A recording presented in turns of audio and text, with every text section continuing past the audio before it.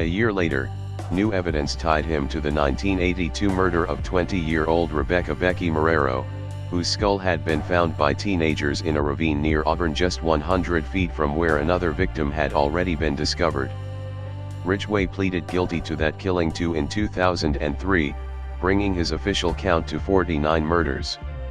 He has, at various points, claimed responsibility for far more, sometimes citing numbers as high as 71 or even 80, telling investigators simply that he had lost count.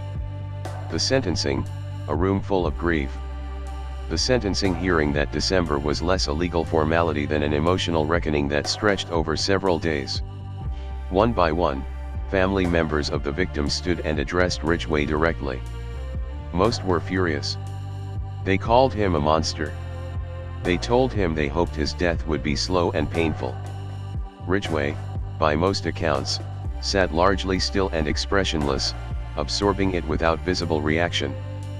Then Robert Rule approached the microphone.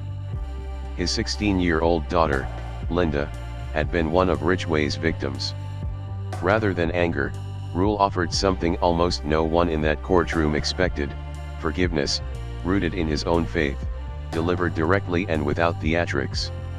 It was a single, quiet statement, and it did what 20 years of investigation and days of righteous fury had not. For the first time in the proceedings, Ridgway broke down, weeping and nodding, visibly shaken. It remains one of the most talked about moments in modern American courtroom history, not because it changed his sentence, but because of what it revealed: that even a man capable of what Ridgway had done could still be undone by an act of mercy he clearly felt he hadn't earned. The judge sentenced him to 48 consecutive life terms without parole, later adding a 49th for the Marrero murder, effectively guaranteeing he would never leave prison alive. Where things stand now: Ridgway, now in his late 70s, remains incarcerated at the Washington State Penitentiary in Walla Walla. He received 49 life sentences for murders he committed around the Pacific Northwest, and has spent most of the past 2 decades there.